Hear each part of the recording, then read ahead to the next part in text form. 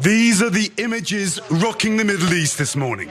The charred remains of a helicopter, its tail partially intact. News that rescuers who took hours to reach the remote site found only wreckage and the bodies of the dead. Iran's hardline president and its foreign minister brought down by bad weather, an official said. The thick fog and mountainous terrain evident from the pictures of the urgent rescue effort. Ebrahim Raisi, the 63-year-old hardline fundamentalist president of Iran, has been confirmed dead following the crash of a helicopter that he was flying in. Now, in total, 9 people on board that helicopter have been confirmed dead, including Iran's president, of course, the foreign minister Hossein Amir-Abdollahian, and the governor of the eastern Azerbaijan province, which was the area in which these officials were going to in order to celebrate the completion of a dam along Azerbaijan's border. So what happens now? Well, we're gonna get to that in a second, but first, more details on the helicopter crash itself. Iranian officials say the helicopter ran into trouble amid heavy fog on Sunday afternoon. Images of the crash site in Iran's East Azerbaijan province show the remote mountainous area where the aircraft went down. And you are looking at a photo of it right there. The president and other officials had been attending a ceremony for the opening of a new dam near the border with Azerbaijan. Rescuers faced difficult weather conditions overnight, including cold and heavy fog, as they scrambled to locate the crash site. It took rescue teams around 16 hours to be able to locate and get to that area itself. The rescue teams were unable to put a helicopter into the air, they said, because of the weather conditions. The fact that the fog was so thick, visibility was very limited. Now, when this news first broke on Sunday, there were, of course, some suspicions of potential foul play, considering the fact that Iran is in conflict with Israel. However, I want to make clear that as of this moment, there's absolutely no indication or suspicion or proof of foul play. What I don't understand, Cenk, is why, with low visibility, with terrible weather, they made a decision to fly in a helicopter for something as, in my opinion, unimportant as a celebratory ceremony for a dam opening. But what are your thoughts? Pausing here to deliver some honest truth as we do in our news coverage as well. TYT is facing challenges, guys, as the entire industry is. You know who could make the difference? You. If you hit the join button below, it's gonna make all the difference and keep us in business. We appreciate you, thank you. Yeah, my thought is this is how rich people die. So I've been saying this on the show for over 20 years now. Don't take small planes and helicopters, and definitely don't take them when there's weather problems. So I've said it dozens and dozens of times because people have died dozens of times doing this. And every time they think they're infallible and invincible and it's not a big deal, that they'll make it fine. Yeah, 9 top government officials for Iran on that helicopter in the middle of that weather. That's just nuts. So look, there's several reasons to believe that nothing untoward happened, and that's the most important part of this story. We'll get to what's going to happen in Iran next, but in terms of Israel, Iran is not acting like that anybody did anything against them. Obviously, the weather conditions seem to be the main culprit. So that's an enormous factor in here.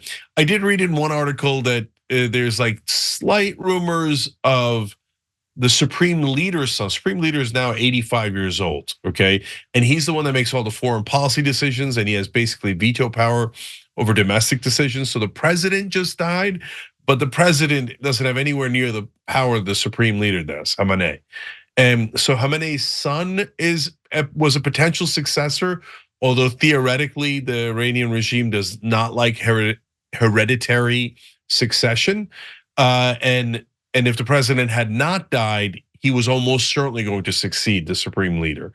So there's a little bit of speculation about the son, but even that doesn't seem like it's much of anything. It looks like, no, it was terrible weather. And a lot of people, including the foreign minister, also died in that. So the good news from our perspective is, my perspective is, I don't care who dies among the Iranian leadership. So they're suppressing their own people. I got no interest or love for them at all. I wish that they would get toppled, but not by America or Israel, by their own people, etc. But they're all at this point about the same opinions, same ideology, because the supreme leader has restricted who could run in Iran. So whether it's conservative Bob or conservative Ahmed, it doesn't really matter. So this guy died. I shed no tears for him, as long as it doesn't lead to a larger conflict in the Middle East. And it looks like this is not going to, because it was just an accident. I totally agree with your conclusions on this, right? I mean, as long as there was no foul play and this doesn't lead to escalation in the Middle East, who cares? I personally had no love for this guy. I mean, he was an awful individual. I mean, he was a fundamentalist, a hardliner. In fact, he's the one who ordered the execution of 22-year-old Mahsa Amini, who was accused of wearing her headscarf incorrectly and was executed as a result of that. She was arrested by the morality police in Iran.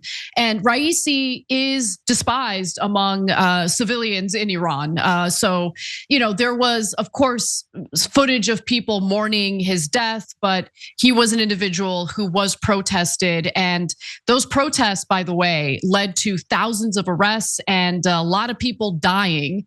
Iranian authorities led a massive crackdown during protests in the wake of Amini's death. Thousands of demonstrators were detained and more than 500 are believed to have died, according to the UN, with some publicly executed.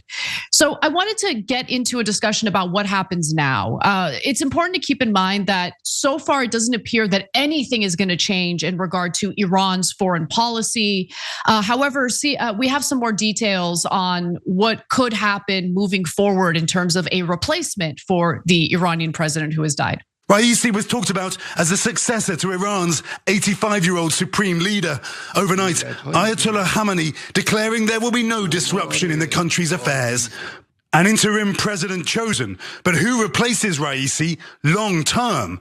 The future of Iran, now another uncertainty amid the instability of the Middle East. And Savannah, a new election in Iran must be held within 50 days. How Iran and Iranians react to this news, still an open question this morning, but one former Iranian foreign minister describing US sanctions against Iranian aviation as one of the main culprits. So Iran is blaming US sanctions for the helicopter crash when clearly all the reporting and all the footage shows that the weather was awful. They should not have been in the air in a helicopter at that time. But nonetheless, you can be critical of the sanctions in other regards, as we have been. Like, the sanctions have not been very effective toward Iran. But nonetheless, just to give you some more information about the interim president, power has now been transferred to Mohammad Mokber, who had served as Raisi's vice president and was on Monday approved as acting president by the supreme leader, Ayatollah Ali Khamenei, and the final arbiter, of course, of domestic and foreign affairs in the Islamic Republic, as Cenk mentioned earlier. And as you probably heard in that clip, they are supposed to have elections within 50 days. However, experts say that the elections are likely to be hastily organized with poor voter participation. In March, Iran recorded its lowest electoral turnout since the Islamic Republic's founding in 1979, despite government efforts to rally voters ahead of the ballot. And it's because it's not really a democratic process. As Cenk mentioned, the Grand Ayatollah, the supreme leader, he has barred moderate politicians from even being able to run. And by the way, that includes the former president, Hassan Rouhani, who was considered to be more moderate. He has been barred from running for re-election. So look, overall, it doesn't seem like there was foul play, and it also doesn't seem like anything is going to change in regard to Iran's foreign policy. And that's really the main takeaways from the president's death. Yeah, so sometimes fundamentalists on the Muslim side will have these conspiracy theories about how Jews run the world and they have a Council of Zion and all that stuff. Might be a little bit of projection in this case, because the Iranians have something called the Guardian Council, and it's 12 religious leaders and run, of course, at the top by the supreme leader, the Ayatollah, and they make the decisions on who runs. Well, there you have it. That's a council, and they make all the decisions, period. So the democracy is a sham. unfortunately, in a lot of ways, as it is here in America, in our case, the donors make the decisions on who runs, and then we make a false choice between those people that the donors have picked on the Democratic and Republican sides. In the case of Iran, they have this guardian council. So Rouhani, who would be a conservative under any rubric other than Iran, where he's considered a moderate, he's not even allowed to run. So you're, like I said, look, the 50 days is so short, and this is so dramatic and surprising that there's a tiny bit of a chance that it offers an inflection point where the supreme leader concedes on letting so-called more moderate forces run, in which case it could be a massive inflection point because the local population in Iran is very unhappy with the government, right? But that is unlikely. Much more likely, it's Ahmed Bab versus Ahmed Mehmed. So you're just gonna pick between two giant conservatives, low voter turnout. People are going to be more disgruntled, angrier at the government because all the elections do is remind them of what a sham these elections actually are, that the Guardian Council and the Supreme Leader actually picked the leader. So, and they're right to be upset because they are a sham. Last things, look, guys, we get upset when guys like Qasem Soleimani, the top Iranian general, are killed, or the top Iranian generals killed in the bombing in the consulate that Israel did. Why? Because we care about those guys? No, we don't care about those guys. They're generally bad guys. We care if it leads to a greater conflict. Right. We don't want a greater conflict. In this case, it's an accident. So they're pretty much at the same place they were before the accident. You'll just have a different conservative mullah who will become president. And I'll leave you with Jesus Take the Wheel, one of our members, that's his handle. He said, hey guys, let's take a helicopter flight in dense fog in an incredibly mountainous area. What could possibly go wrong? Thanks for watching The Young Turks, really appreciate it. Another way to show support is through YouTube memberships. You'll get to interact with us more. There's live chat emojis, badges. You've got emojis of me, Anna, John, JR. So those are super fun. But you also get playback of our exclusive member-only shows and specials right after they air. So all of that, all you gotta do is click that join button right underneath the video. Thank you.